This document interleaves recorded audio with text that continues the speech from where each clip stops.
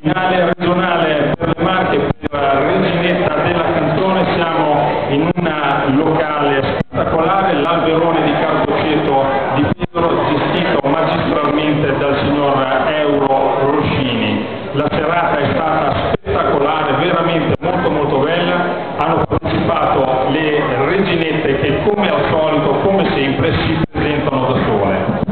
Alice, Francesca, Fiorella, Tania, Giulia, Marica, Elisa, Silvia, Loredana. Lei è la reginetta con carica Gloria Cespuglio.